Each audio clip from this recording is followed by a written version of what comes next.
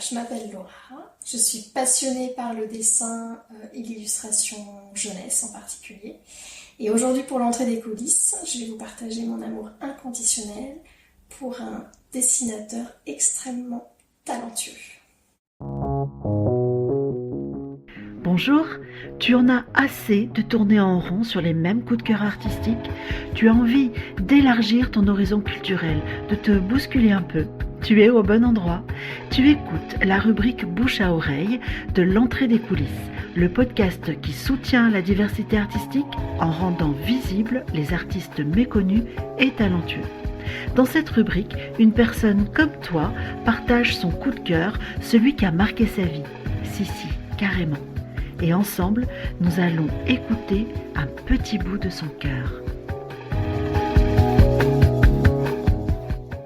Laura, est-ce que tu te souviens de l'émotion que tu as ressentie la première fois que tu as rencontré l'artiste que tu vas nous présenter? Alors, je ne sais pas si exactement je me souviens de cette émotion. En revanche, ce dont je me souviens, c'est que ce dessin-là en particulier m'a profondément touchée et marquée encore aujourd'hui. Alors raconte-nous ta première rencontre. Alors, je ne sais plus non plus quel âge exactement j'avais, mais c'était autour de 9-10 ans. J'étais pas une grande lectrice, j'ai lu plutôt, on va dire, plutôt tard, enfin je lisais un petit peu quand même avant, mais pas en grosse quantité. Et puis un jour, je suis tombée sur un roman qui était illustré par ce dessinateur, et j'ai toujours dit que ce roman m'avait fait aimer la lecture, mais bien des années plus tard, j'ai compris qu'en fait c'était le dessin qui était dans ce roman qui m'avait fait aimer la lecture. D'accord, donc c'est assez original, je trouve. Tu es tombée amoureuse de la lecture à travers le dessin. Est-ce qu'il y a un moment marquant? Est-ce qu'il y a une anecdote liée à ton goût pour ce dessinateur? Est-ce que une de ses œuvres ou un de ses dessins a une saveur particulière par rapport aux autres? Alors, en fait, je suis amoureuse vraiment de tous ses dessins, de son trait en fait qui est vraiment particulier, qui est un peu imprécis. Et on va dire que l'anecdote qui peut-être est la plus marquante, c'est que ce dessinateur-là m'a orientée quand même dans mes études à faire des études d'art, et qu'à un moment donné, je me suis posé la question d'aller en Angleterre, là où il vit et où il était professeur, pour pouvoir suivre ses cours. Cela dit, à l'époque, peut-être il n'était déjà plus professeur, mais j'avais vraiment envie. C'est dingue. Ouais, en section F12 Ouais. à l'époque, donc après ma deuxième seconde, Ouais. j'avais envie de faire une section F12 en Angleterre avec ce professeur-là. Mais c'est carrément de l'amour, du love. Oui, la passion. Ok, très bien. Donc oui, j'allais te poser la question de savoir quel impact ça a eu sur toi, c'est les œuvres de ce dessinateur, mais en fait un énorme impact déjà toute jeune. Et encore aujourd'hui, est-ce que aujourd'hui tu retrouves l'émotion première que tu as ressentie la première fois que tu l'as découvert? Est-ce que cette émotion elle perdure? Oui, alors complètement, non seulement elle perdure, mais effectivement elle a eu un impact sur toute ma vie, puisque au-delà du fait que ça m'ait donné le goût de la lecture, ça m'a, je pense, complètement nourri dans mon goût aussi pour le dessin d'une manière générale, et pour l'illustration en particulier.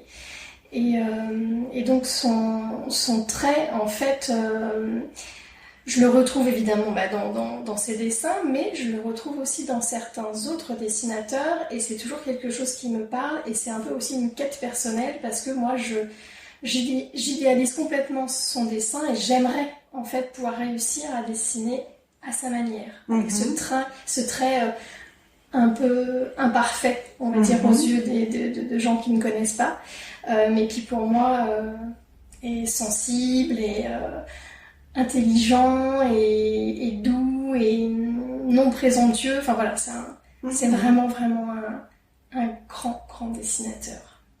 Est-ce que du coup, toi, même faisant du dessin, donc comme tu viens de le dire, est-ce que tu as essayé, je suppose que oui, je te pose quand même la question, est-ce que tu as essayé de refaire ces dessins, de t'en inspirer en tout cas?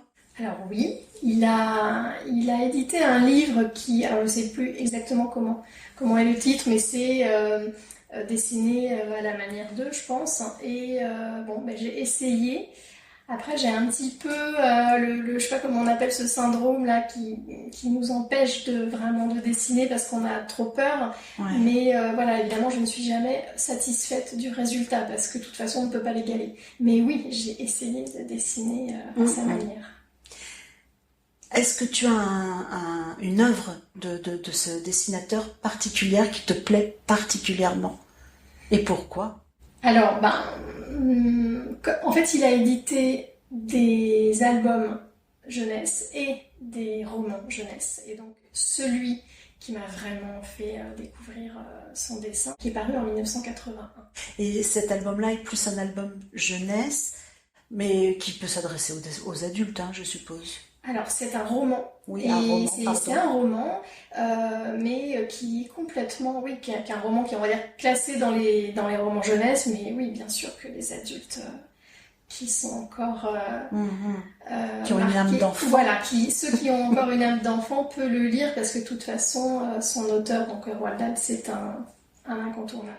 Et pourquoi cet album-là par rapport aux autres? Pourquoi celui-ci? Qu'est-ce qui te touche particulièrement dans cette œuvre-là? Je pense que c'est l'humour, d'une part. Sûrement, enfin, en tout cas à l'époque, quand je l'ai lu, peut-être la simplicité des choses, cet environnement bon enfant, une lecture qui est à la fois agréable, avec un fond de gentillesse, quelque chose qui juste marque l'enfance en fait. Enfin moi c'est comme ça que je le ressens, mais c'est vrai que je l'ai pas relu bizarrement depuis. Non, je l'ai jamais relu. Alors je l'ai conseillé 1000 fois, mais je l'ai pas relu. Il faudrait que je le relise. Ça va peut-être te donner envie de le relire là, d'en parler en fait.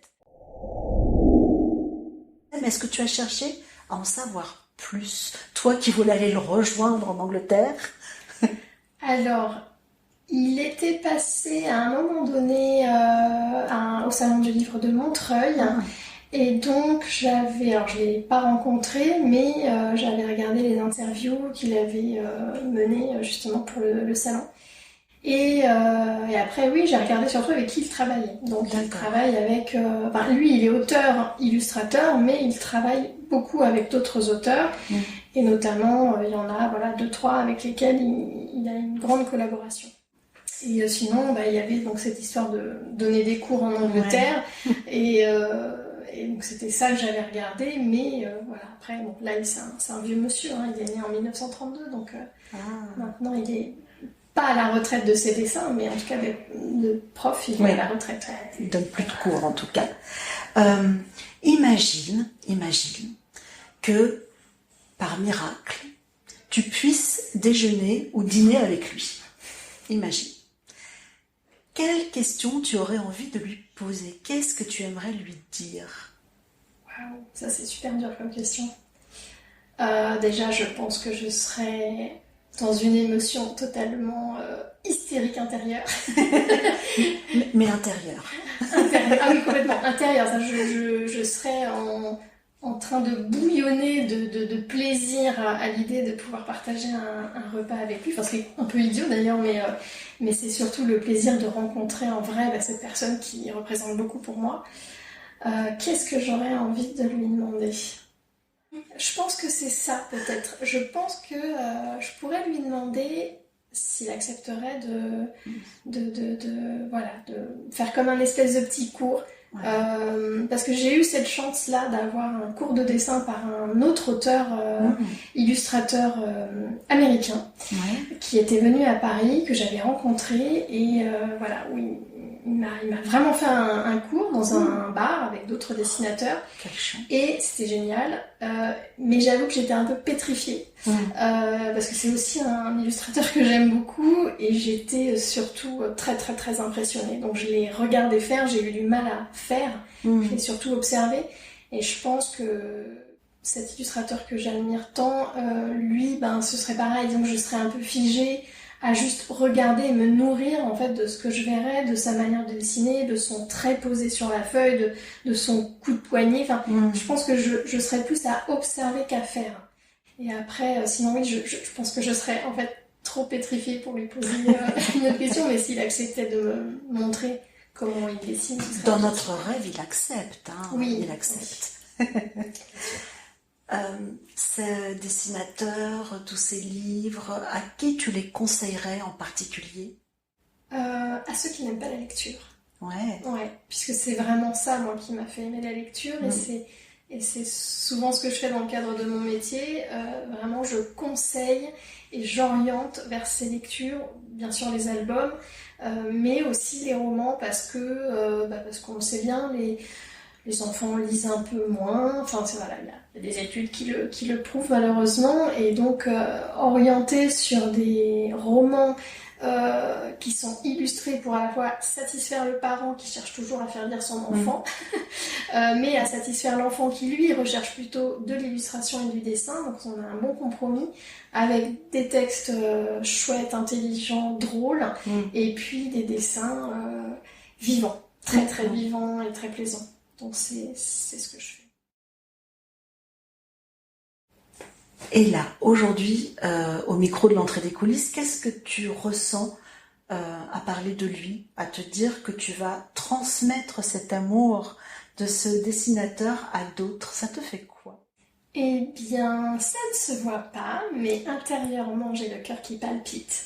Parce que, d'une manière générale, en plus, quand je parle de quelqu'un que j'aime, que ce soit quelqu'un dans mon entourage ou quelqu'un d'illustre, eh bien, ça me fait cet effet-là. Il y a vraiment, j'ai beaucoup d'amour pour les illustrateurs que j'aime, et les illustratrices aussi, bien sûr. Il y en a beaucoup aussi. Ok, est venu le moment de la révélation. Laura, tu nous présentes? Je présente Quentin Blake. Je pense qu'il y a beaucoup de personnes qui ne le connaissent pas du tout. Tu as déjà remarqué ça quand tu offres ou quand tu en parles? Est-ce que je pense que tu as dû remarquer qu'il y a des gens qui te disent Quentin qui? Oui, c'est vraiment... de toute façon, le monde de l'illustration jeunesse, c'est un monde de connaisseurs en fait. Et c'est pour ça que moi j'ai du plaisir à partager, parce que je veux pas que ça reste dans des sphères privilégiées, intellectuelles. Donc oui, il y a plein de gens qui ne connaissent pas, et pourtant c'est vraiment un des dessinateurs majeurs en fait de cette période, comme par exemple Arnold de Lobel, ou encore plein d'autres illustrateurs. Donc il est ultra connu, mais si les gens ne s'intéressent pas spécifiquement aux illustrateurs jeunesse, d'albums jeunesse, ils le connaissent pas tout simplement. Mais ça ne me pose aucun problème, parce que justement j'ai encore plus de choses à faire découvrir. Petit bonbon sans fin. Ok, écoute, je te remercie beaucoup. C'était avec plaisir, grand plaisir.